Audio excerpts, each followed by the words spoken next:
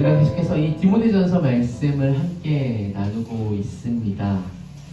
네, 우리가 오늘 이 말씀에 보면은 첫 시작이 이렇게 시작이 됩니다.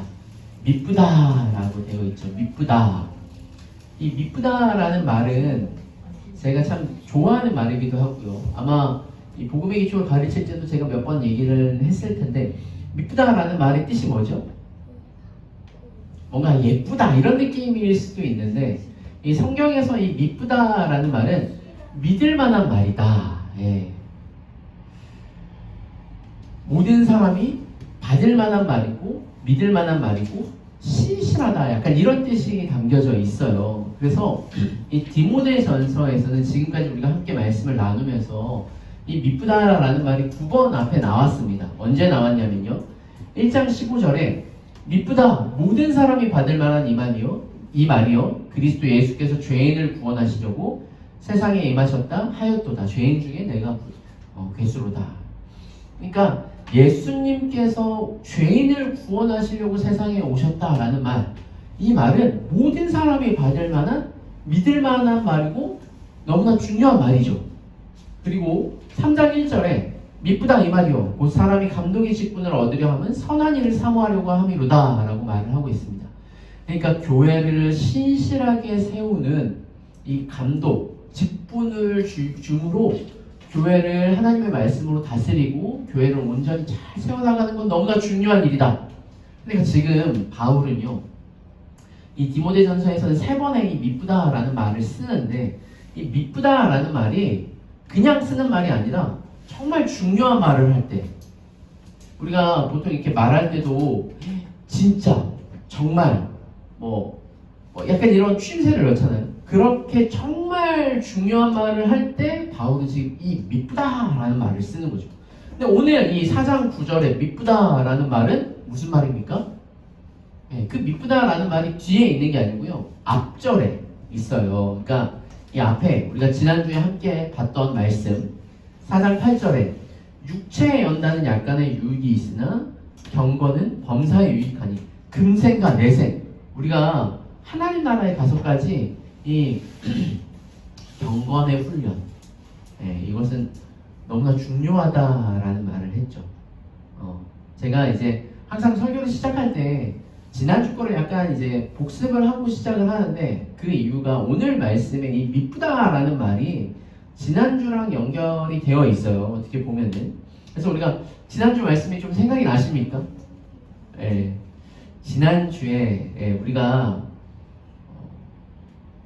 우리 한번 다 같이 이거 읽어볼까요? 5절 말씀 시작. 하나님의 말씀과 기도로 거룩하여 짐이라. 아멘.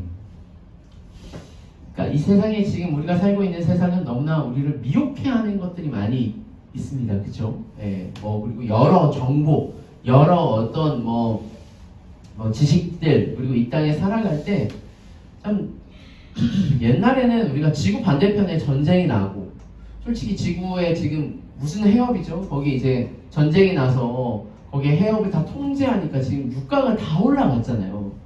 솔직히 옆나라 일본, 중국도 아니고 저 지구 반대편의 일이 지금 우리와 무슨 상관이 있나 싶지만, 그게 당장 몇 시간 전의 일도 지금 우리에게 또 다 이제 영향이 끼치고, 이런 정보와 이런 것들이 다 공유가 되는 우리가 이 세상 가운데 너무나 많은 지식들, 그래서 컴퓨터에서도 이 지식들이 급격하게 늘어간다 그러죠. 몇천 년 동안 쌓아야 할 지식이 몇백 년, 몇십 년, 몇 년 안에 그 배의 배를 거듭해서 점점 지식이 쌓아가고 너무나 정보들이 많아지는데, 그럴 때 우리가 무엇을 믿고 살아가야 되는가? 다른 것이 아니라 우리가 거룩해지는 게 뭐라고요? 하나님의 말씀과 기도다. 어떻게 보면은 이제 우리가 신학을 할 때도 그렇습니다. 솔직히 신학이라는 게 성경이요 계속 업데이트 되는 게 아니잖아요.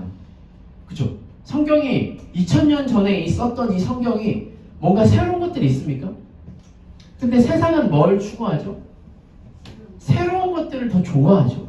과거에 있었던 거는 그냥 그거는 여전히 있는 거고요. 뭔가 새로운 지식, 새로운 정보, 이런 것들을 사람들이 추구합니다. 그러다 보니 우리가 성경을 보는 것보다 성경말보다 뭔가 심리학, 교회 안에서도 사람의 심리, 그리고 사람의 어떤 마케팅, 여러 가지 새로운 어떤 것들을 계속 만들어내는 것들이 더 교회가 부흥하고 발전하고 우리의 인생에 더 좋은 것 같으나, 성경은 말을 하죠. 우리가 거룩해지는 것은 뭐라고요? 하나님의 말씀과 기도 외에는 없어요. 우리가 말씀과 기도로 우리가 연단되어져야 된다. 우리가 더 단단히 서 나갈 수 있는 우리 진리와 자유교회 모든 성도님들 되기를 주님의 이름으로 축원합니다. 바울은 디모데에게 끊임없이 말해요. 너가 배운 진리, 너가 아는 진리 안에 머물러라. 말씀으로, 기도로 우리가 하나님과 더 가까워지지 세상의 지식과 정보가 우리를 거룩하게 하는 것이 아니다라고 말을 하는 것이죠. 사랑하는 우리 진리의 자유교회 모든 성도님들, 오늘도 우리가 이 하나님 말씀 가운데 더욱더 거룩으로 나아가는 우리 모두가 되기를 소원합니다. 자, 오늘 설교의 제목이 뭡니까? 전심전력입니다. 전심전력의 뜻이 뭐죠? 온 마음과 온 힘이에요. 제가 이걸 하면서 나는 전심전력 할 때가 언제 있었나라는 생각이 좀 드는데, 아마 그래서 제가 영화용의 생각이 났어요. 이렇게 운동하는 사람은 뭔가 서로 이 상대방을 두고 경기를 치르는 거잖아요. 그래서 전심전력을 하면 저에게는 어떤 이미지가 많이 떠오르느냐, 뭔가 이렇게 운동을 한다거나, 혹은 지금 이 영화의 한 장면이기도 한데 거의 죽기 살기로 뛰는 거죠. 그렇게 뭔가 열심히 뛰는 그런 모습이 이미지적으로 저는 좀 이제 상상이 되긴 하는데, 아마 영환 형제는 언제 가장 전심전력하며 뛰었습니까? 이제는 코치가 돼서 그렇게까지 뛰지 않죠? 지금은 그렇지 않습니다. 지금 전심전력하는 것은 결혼을 위해서 아마 전심전력을 하고 있지 않을까라는 생각이 들고, 아마 제가 영화 형제가 있으니까 하는 말이기도 하지만, 프로 선수가 되는 게, 우리나라에서 프로 선수가 되는 게 서울대를 가는 것보다 힘들대요. 그러니까 제가 영화 형제를 참 좋아하지만 저렇게 이렇게 프로가 되는 게 정말 쉬운 일이 아니거든요. 인생에 어렸을 때부터 진짜 한 운동에 대해서 전심전력했기 때문에 그렇게 이렇게 뛰었을 것이다 라는 생각이 드는데, 오늘 말씀에 보면 이 제목과 같이 우리가 신앙생활에도 전심전력을 해야 되는 게 분명히 있는 것이죠. 여러분, 우리가 신앙생활을 할 때 좀 속기 쉬운 게 있습니다. 그 말이 뭐냐면요, 적당히라는 말이에요. 적당히. 제가 이제 청소년들도 많이 이렇게 가르쳐 봤는데, 부모님들이 이런 말을 하세요. 이제 고등학생이 되면, 특히 고등학생이 되면 아이들이 뭐에 전심전력해야 됩니까? 수능이나 공부에 전심전력해야 되죠. 그러니까 부모님들이 적당히 예배만 드리고 너가 대학교 가면 신앙생활해. 이제 그러니까 그때부터 아이들이 신앙생활은 뒷전이 되고 공부에 치우치다 보면 이제 믿음을 잃어버리거나, 혹은 대학교 가면요 또 열심히 신앙생활 할까요? 그랬던 친구들이 그렇게 되지 않더라고요. 여전히 이제 대학생활하고 사회생활하면서 신앙이랑 멀어지는 모습을 제가 참 많이 봤습니다. 여러분, 신앙생활은 적당히만 하면 되고 열심히 하지 않아도 될까요? 우리가 이제 팬인가 제자인가라는 책을 함께 봤잖아요. 거기서도 이 예수님이 제자를 부르실 때는 은혜로 부르십니다. 그죠? 하지만 제자들에게 뭐라고 얘기를 하시면요, 나를 따라오려거든 뭐라고 하시죠? 먼저 자기를 부인하고, 내가 아니다. 그러니까 내가 아니라 나는 정말 예수님으로 생명을 얻었고 예수 그리스도의 제자이다. 이 정체성을 명확히 한 다음에 날마다 자기 십자가를 지고 따르라고 해요. 십자가를 진다라는 말이 그냥 적당히 걸어갈 수 있는 길이 아닙니다, 여러분. 예, 그냥 이게 뭐 사형 틀이기도 하지만 십자가를 지고 따른다라는 말이 적당히 신앙생활을 하라는 게 아니죠.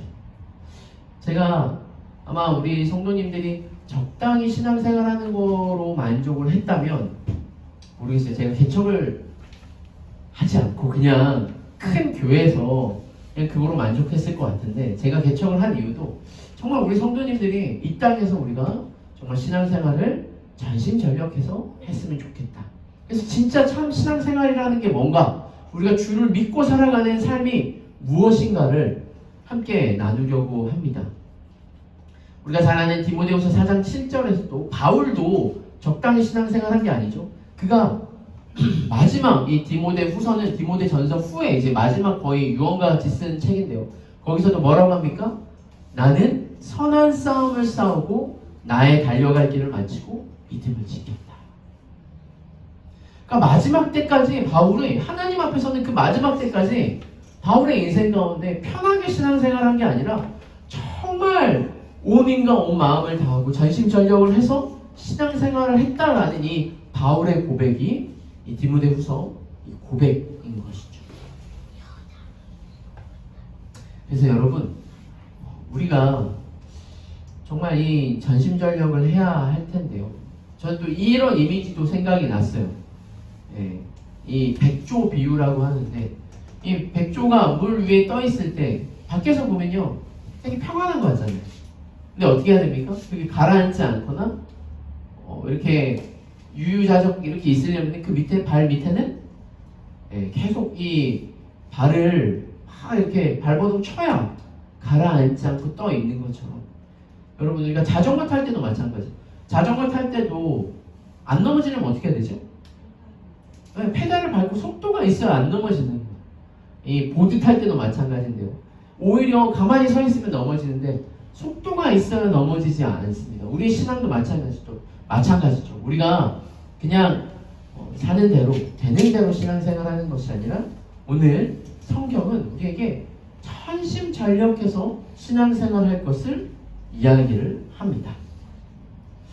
그런데요, 오늘 말씀에 보면은 전심전력할 것들이 몇 가지를 얘기하는 것을 우리가 볼 수가 있어요.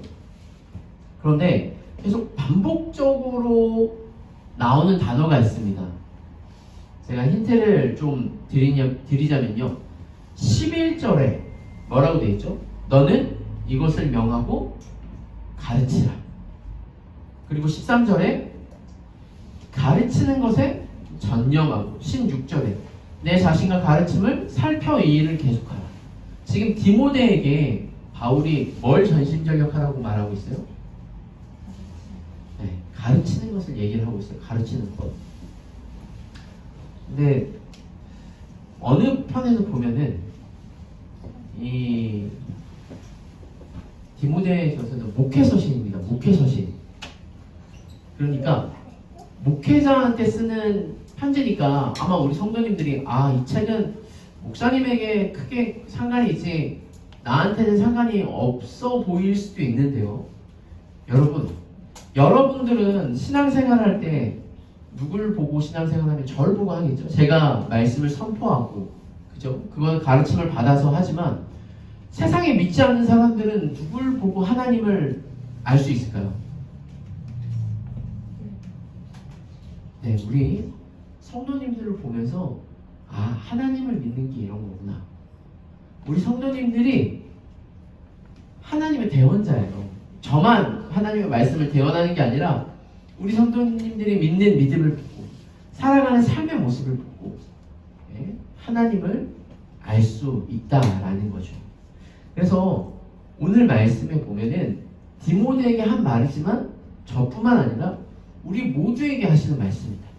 자, 그럴 때 우리가 신앙생활을 할 때 그러면 전심전력 해야 될 것을 5가지 얘기를 하고 있는데요.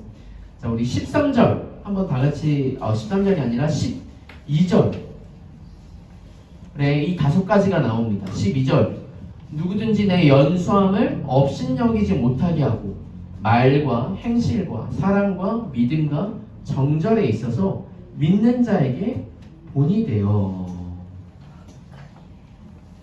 자, 먼저 우리가 개인적으로 이 전심전력, 신앙생활을 할 때 전심전력 해야 될 것들이 뭐가 있느냐? 첫 번째는 뭐가 있죠? 말입니다. 말.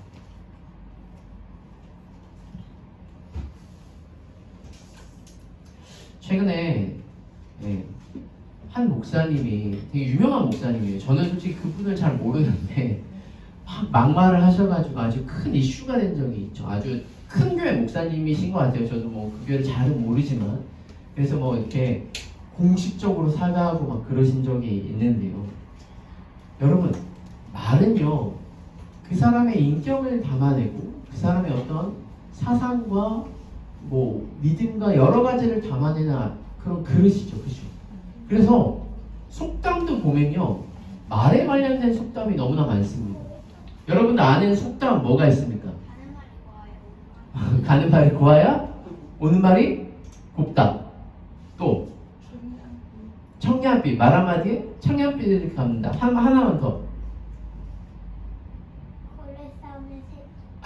고래 싸움에 새우들 터진다는 이제 말에 대한 거는 아니지만 그죠? 반말은 낱말은 누가 들어요? 그리고 말이 아무튼 이 속담이나 우리 인생의 말이 너무나 중요해요. 특별히 성도들은 말이 너무나 또 중요합니다. 그죠? 그 열왕기하 2장에 보면요 엘리사가 나오는데요. 이 엘리사가 베델로 올라갈 때 어린 아이들이 이 엘리사를 놀립니다. 뭐라고 놀리냐면 대머리야 올라가라. 근데 이 대머리도 그 사람의 어떤 외형을 비하하는 말이잖아요. 근데 올라가라라는 말도 이제 우리나라로 번역해서 올라가라는 거지 이게 약간 욕 같은 그런 그 당시에 어떤 이 비속어인 거예요. 그러니까 엘리사가 뭐라고 하죠? 그 어린아이들을 저주합니다. 그 자리에서. 저주하니까 갑자기요 수풀에서 곰 2마리가 나와서요 그 아이들을 다 죽여버려요. 근데 이제 이거는 구약의 어떤 배경도 있는데 지금 엘리야를 저주하는 거는 뭐죠? 그때 당시 이 아이들이지만 하나님을 저주하는 것과 마찬가지.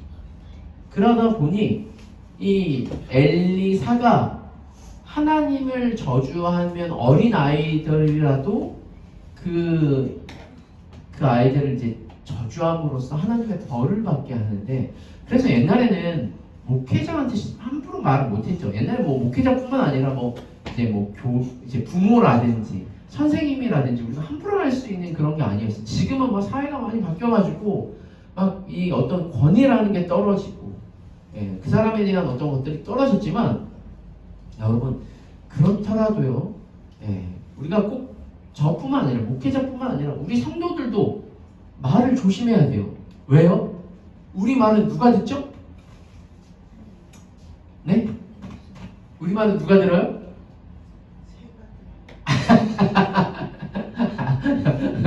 낱말은 새가 듣고 반말은 쥐가 듣기 때문에 쥐와 새가 듣죠. 여러분 우리 말은요 하나님이 들으세요.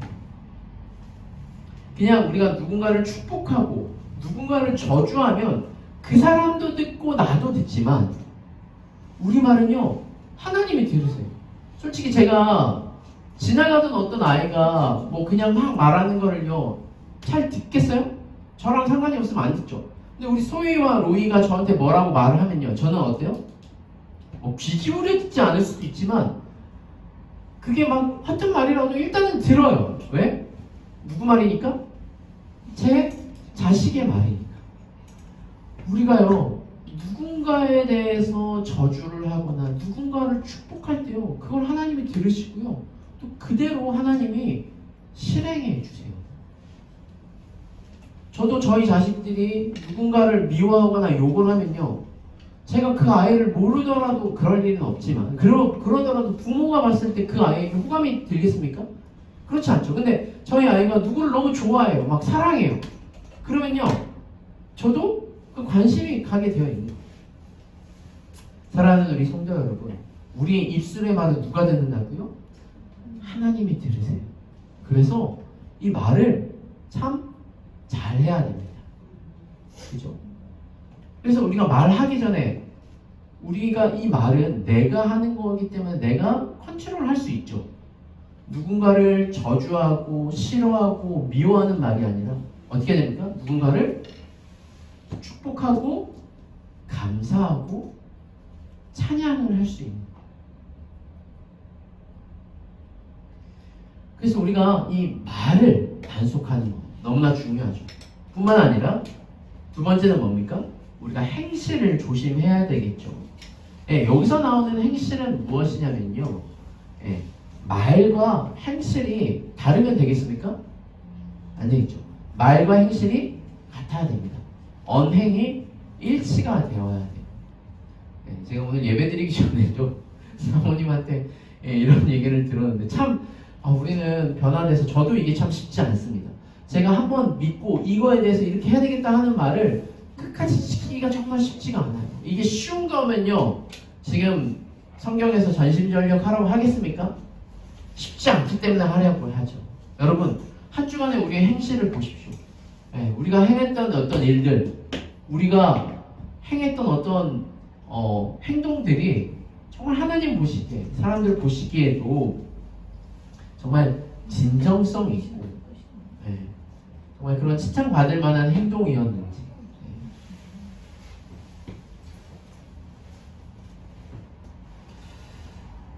우리가 뭐 무조건 착하게 남들의 모범이 되게 살라라는 것은 아닙니다. 다만 우리 성도님들은 말씀을 보고 믿는 대로 살아가는 우리 모두가 되기를 축원합니다. 그래서 세 번째가 네 번째가 믿음이고 세 번째는 뭐냐면요. 세 번째는 사랑이에요. 사랑. 여러분, 말과 행동은요. 우리가 공인으로 있을 때는 또 너무나 잘할 수 있어요. 청산유수처럼 할 수 있죠. 그런데요. 사랑이 없으면요. 성경은 뭐라고 합니까? 울리는 꽹과리와 같다. 사랑이 본이 되어야 하죠. 우리가 아무나 다 사랑할 수 있는 것은 아닙니다만 우리는 먼저 사랑을 받은 자이죠. 누구에게? 예수님의 사랑을 받은 자입니다. 예수님이 우리를 사랑하셨기 때문에 그분이 하신 행위가 뭐죠? 십자가에 달려 돌아가셨어요. 자기 희생을 하셨고요. 먼저 모범을 보이셨어요. 여러분, 점점 우리가 이제 저보다 연세가 많으시고 저희 어머니도 계시지만 사랑이라는 거는요 단순히 말로만 사랑한다고 해서 되는 게 아니에요. 내가 희생해야 돼요. 내가 값을 치러야 돼요. 또 오래 참아야 돼요. 이게 진짜 사랑입니다. 그 사랑으로 행하는 우리 모두가 되기를 축원합니다. 우리가 내가 좋아하는 사람 사랑하는 거는 솔직히 어렵지 않죠. 내 가족. 그런데 하나님은 우리를 언제 사랑하셨다고요? 우리가 죄인 되었을 때. 아무런 이득과 우리를 사랑한다고 해서 자신에게 주어지는 것이 아니라 오히려 자기 목숨을 버려야 함에도 우리를 사랑하셨던 것처럼 우리가 그 사랑을 받은 자로, 그 사랑을 아는 자로 사랑을 행하는 우리 모두가 되기를 소원합니다. 그리고 네 번째가 믿음의 본이 돼야 돼요. 믿음의 본. 그래서 우리가 믿음에 전심전력 해야 되는데요. 이 믿음은 뭡니까? 솔직히 일반적으로 우리가 그 사람의 믿음을 보기는 참 쉽지 않아요. 왜냐면 이 믿음이라는 건요. 제가 봤을 때 언제 딱 드러나죠? 어떤 어려움이 드러날 때, 어떤 위기 가운데, 고난 가운데 그 사람의 믿음이 드러납니다. 그런데요, 이렇게 보면요, 믿지 않는 사람들도요, 여러분, 우리의 믿음을 언제 보냐면요, 우리가 위기 가운데 있을 때 그 믿음을 봐요. 그래서 제가 이렇게 간증을, 다니엘 기도나 이런 간증에 보면은 종종 약간 이런 얘기를 합니다. 저는 솔직히 간증을 좋아하진 않아요. 그게 이제 하나님의 말씀의 진리는 아니니까요. 그런데 이렇게 연예인들이나 어려운 가운데, 정말 그 위기와 인생의 고비 가운데, 아니 저 사람 도대체 어떤 믿음을 가지고 있길래 저렇게 행동을 하지? 보통은 그런 어려움과 위기가 있으면은 그냥 인생을 놔버리거나 막 살거나 그냥 포기하거나 이러기 쉬울 텐데 그렇지 않고 우리가 가진 믿음은 뭡니까? 우리를 구원하신 하나님, 그분의 더 크신 뜻이 있고 그것을 신뢰함으로 살아가는 어떤 믿음이지 않습니까? 이 믿음을 세상 사람들이 보는 거예요. 그럼에도 불구하고 그렇게 믿음을 가지고 살아가는 거예요. 예. 그게 하나님이 우리에게 요구하시는 어떤 참된 신자의 삶의 모습인 것이죠. 성도의 진가는 그때 드러나는 것이 아닐까라는 생각이 듭니다. 우리 미정자매님도 계시지만 아마 그 김인숙 집사님도 그런 얘기를 하셨어요. 미정자매님이 우리 교회로 온 것도 김인숙 집사님의 어떤 가족의 장래 가운데 그 어려움 가운데서도 끝까지 붙잡고 있는 그 하나님을 보고 그러면 나도 한번 믿어볼래 라고 오셨다고 제가 이렇게 들었거든요. 그렇죠? 그런 믿음이 우리 가운데 있어야 되겠죠. 마지막 5번째는 정절입니다. 이 정절이라는 건 좀 어려운 것 같은데요. 이게 크게 2가지로 해석할 수 있어요. 먼저 순결함 혹은 순전함, 그러니까 이고요. 2번째는 성실함 혹은 일관성이에요. 그러니까 이제 이 정절이라는 게 뭐냐, 내 안에서 나올 때는 이 어떤 동기와 자세가 청결한 거죠. 그러니까 어떤 뭐 지금 말하면 뭐 흑심, 뭐 뒷배라고 해야 될까, 뭐죠? 이게 다른 어떤 의도가 있지 않고 정말 사람을 대하는 것 뿐만 아니라 그것이 일관성을 가지고 성실하게 이제 해 나가야 되는 어떤 삶의 모습들이 있어야 하는 것입니다. 솔직히 이게 이제 우리가 보기가 쉽지가 않아요. 왜냐면 우리가 일주일에 한 번씩 만났을 때, 그리고 예배만 드리고 큰 교제가 없으면요, 이 정절을 확인하기가 쉽지가 않습니다. 그런데요, 우리가 정말 한 몸된 교회로 살아간다면 정말 믿음을 가지고 하나님 나라를 꿈꾸면서 한 몸으로 살아갈 때는 이 어떤 내면의 동기, 그리고 지속적으로 일관성을 가지고 정말 성실하게 살아가는 어떤 삶의 모습들, 이런 것들이 보일 때 정말 우리가 이 땅에서 정말 전심전력하는 것이 아닐까. 그래서 보여지는 모습은 일주일에 한 번 볼 때 그냥 평안한 거 알죠? 예, 무리의 백조 같습니다. 그런데 한 주간 이렇게 치열하게 살아나가야 되는 어느 부분이 있는 거예요. 예, 우리가 말과 행동과 사랑과 믿음과 정절의 본을 보임으로 정말 저와 우리 성도님들이 서로가 서로에게 도전이 되는 그런 아름다운 삶의 모습이 되기를 주님의 이름으로 축원합니다. 5가지 한번 다시 해볼까요? 자, 이번 주에 우리가 살아갈 때 뭐 해야 된다고요? 말, 행동, 사랑, 믿음, 정절에 여러분 단순히 이걸 보고 그렇구나, 좋다, 디모데는 그렇게 살았으니 나랑 상관없는 게 아니라 우리도요, 이번 주 한 주 동안 나의 말과 행동과 정말 사랑으로 사람을 대하는 것, 그리고 하나님을 온전히 믿는 믿음과 내가 정절, 내면의 어떤 순수함과 성실하게 살아가는 어떤 삶의 모습을 가지고 한 주 동안 살아가는 삶의 모습이 되기를 주님의 이름으로 축원합니다. 특별히 우리 주변에 믿지 않는 가족들이 있죠. 아직까지 믿음이 없고 연약한 지체들, 그 사람들한테 가장 좋은 전도의 어떤 모습은 당연히 우리가 복음의 기초를 전하고 이런 것도 있어요. 그런데 내 삶에 이런 모습이 없어요. 복음을 전하는데 막 내 말은 막 상스러운 말을 하거나 혹은 내 행동은 일관되지 않아. 근데 사람을 대할 때 정말 사랑으로 대하지 않고 나의 유익이 되는 사람만 취해. 이렇다면 여러분, 우리의 모습을 보고 내 옆에 믿지 않는 가족들이나 내 주변의 사람들이 정말 기독교가 진리라고 생각을 할까요? 그렇지 않겠죠. 우리의 모습을 스스로 되새겨 봤으면 좋겠습니다. 그럼 개인적으로 전심전력할 게 있다면 교회적으로 전심전력할 게 있어요. 자, 무엇이냐면 우리 오늘 말씀에 보면은 세 가지가 나오죠. 13절 내가 이를 때까지 읽는 것과 권하는 것과 가르치는 것에 전심전력해라. 자, 여기서 읽는 거는 뭐냐면요, 여러분. 그때 당시 회당이죠. 지금처럼 우리가 예배당에 모여서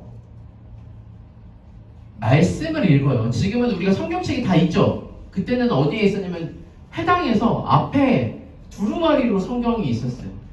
그래서 예수님도 이 회당에서 사람들한테 이 두루마리 성경을 읽었잖아요. 그런 것처럼 이 읽는다라는 거는 하나님의 말씀을 읽는 거예요. 그리고 권하는 것. 권하는 것은 뭐죠? 말씀을 풀어서 전하는 거죠. 지금 제가 권하는 걸 하고 있어요. 권하는 게 뭐죠? 네, 설교라고 할 수 있을 것 같아요. 그냥 이걸 읽는 게 아니라 우리가 이렇게 삽시다. 하나님의 말씀이 이러니 우리가 이렇게 살아야 됩니다. 라고 말하는 것. 그리고 마지막에 가르치는 게 뭡니까? 앞에서 권하는 것이 아니라 우리가 그때 당시에도 소그룹으로 모여서 말씀을 가르쳤던 것 같아요. 지금 교회의 리더인 디모데에게 그 교회가 힘써야 되는 거 세 가지를 말하는 게 이게 뭐예요? 바로 말씀을 읽고 설교하고 성경 공부하는 거. 솔직히 제가 전에도 한번 말했지만 우리 진리아 자유교회는 어떤 교회입니까? 제가 연초에 이제 말했을 때 지금은 없지만 우리 경란자매가 한 말에 너무나 뿌듯했어요. 우리 교회는 어떤 교회입니까? 말씀이 흥하는 교회가 우리 표현데, 그죠? 복음을 전하고 말씀을 가르치고 그 말씀의 통째에 따르게 하는 교회. 그래서 말씀을 애써 가르치려고 하는 교회다 라는 말을 들었을 때 제가 너무 뿌듯했거든요.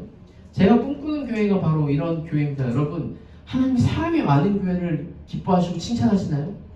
이 요한계시록에 보면은 이 소아시아 7교회에 사람이 많이 모였다고 칭찬받는 교회는 없었어요. 오히려 환난과 어려움 속에서도 이 말씀을 굳게 잡고 말씀대로 하려고 하는 성도들이 있을 때 착하고 충성된 종들이라고, 내가 칭찬받는다. 천국에서 약속된 그 하나님의 은혜를 줄 것이다 라고 얘기를 하는 것을 보면서 우리 진리아 자유교회 끊임없이 말씀을 가르치고 전하는 그런 교회가 되기를 소원합니다. 어쩌면 이러한 것이 이 시대의 흐름과는 역행한다라는 생각이 들어요. 여러분, 요즘 보면요, 우리 아이들도 그렇지만 그 영상이나 이런 게 몇 초마다 이걸 바꿀 수 있어요? 10초도 안 돼서 이거를 넘겨버리거나 끝이 나요. 그냥 10초 안에 이 도파민이 폭발하는 거예요. 그래서 그냥 한 1, 2초만 보고 내가 재밌을 것 같으면 보고 내가 재미없을 것 같으면 넘기죠. 그래서 요즘 아이들이요, 제가 청년을 가르칠 때도 그랬어요. 뭔가 문해력이라는 게 없어요. 그러니까 성경을 쭉 읽어서 이 글자를 이해하는 어떤 능력이 없이 직관적으로 눈에 보여지는 거, 그리고 즉각적인 어떤 보상과 흥미가 있는 거.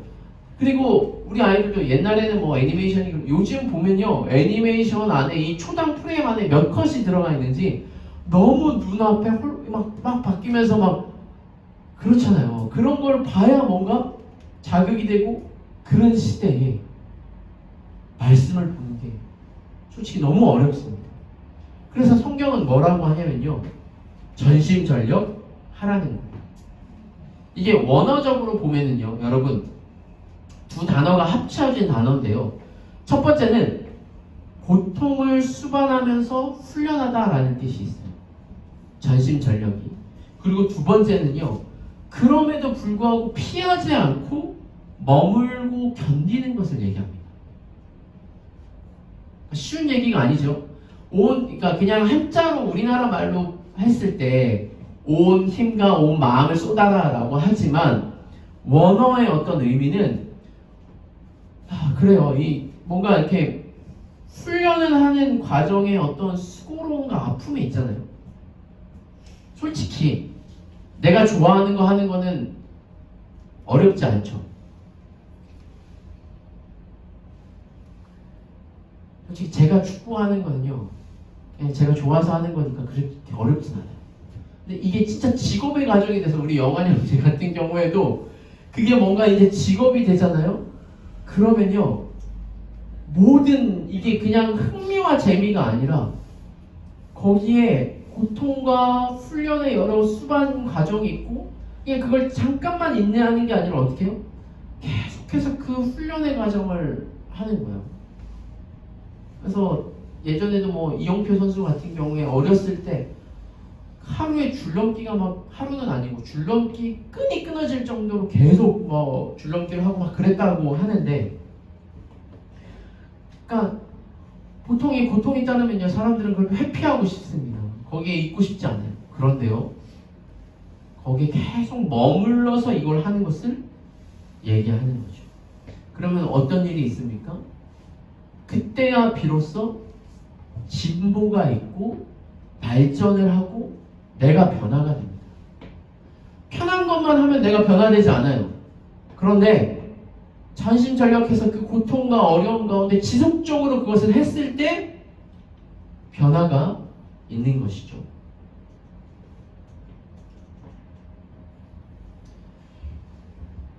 적절한 예가 되지는 않을 수도 있지만, 여러분,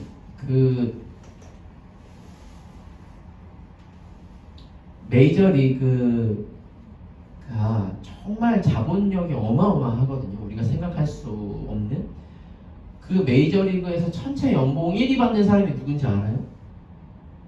영환 형님 혹시 아십니까? 야구라는 선수. 네, 오타니라는 일본 선수가 있습니다. 오타니라는 선수가 하루에도 몇 억이 아니라 뭐 몇십억 이상 아니군요. 하루에 몇 억이겠는데요. 네. 근데 하루에 1억 이상 막 이렇게 하기도 쉽지 않은데, 어쨌든 이 사람이요, 정말 우리나라뿐만 아니라 일본 사람인데도 우리나라뿐만 아니라 전 세계적으로 이 사람을 되게 극찬하고 존중하고 존경하거든요. 왜 그러냐면은 이 사람이 이제 매일 반복하는 12가지 습관이 있대요. 네. 첫 번째가 하루에 1시간 자기 분야에 시간을 쓰는 것.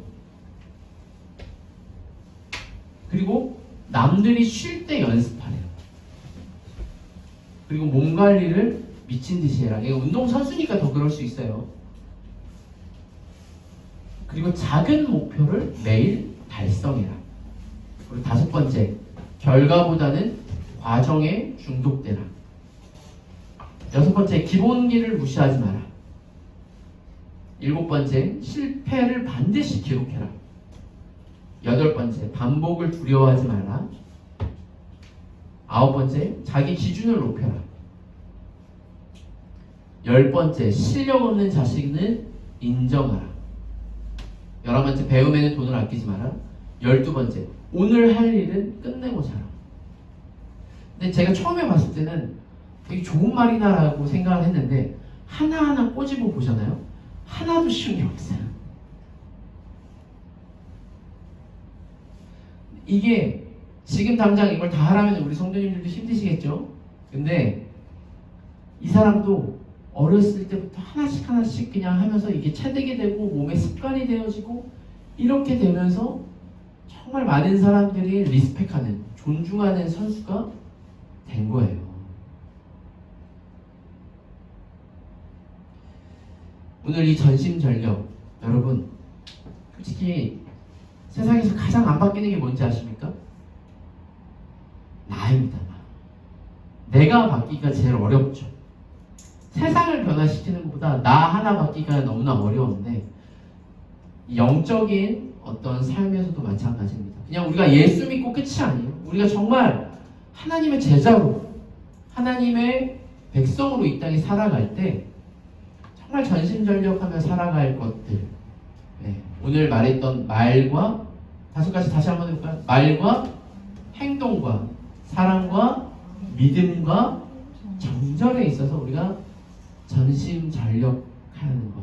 이번 한 주 동안도 우리가 말을, 행동을, 우리 믿음과 사랑과 정절을 잘 또 해나가시는 우리 모두가 되기를 축원합니다.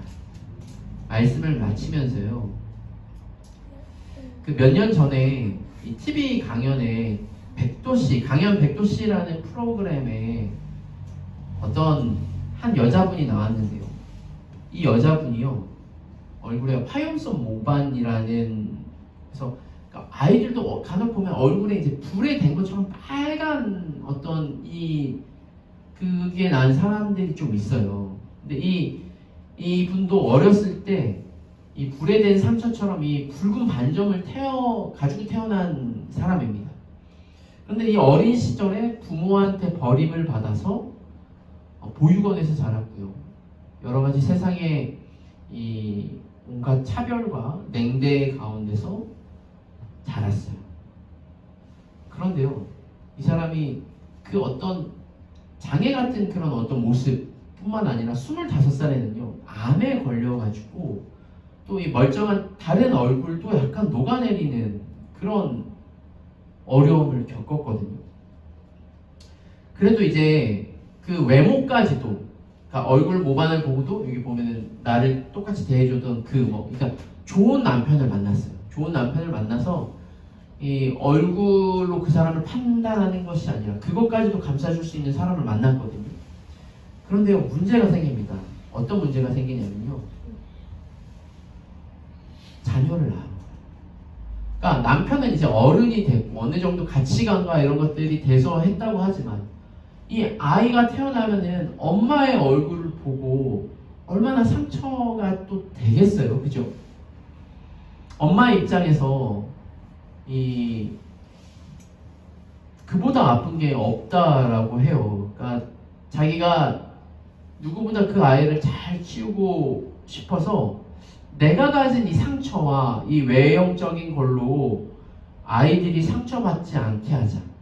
그래서 이 사람이 선택한 게 뭐냐면요, 아이가 넘어졌을 때 뭐라고 했냐면 이것밖에 안 다쳤네, 감사하다라고 하는 거예요.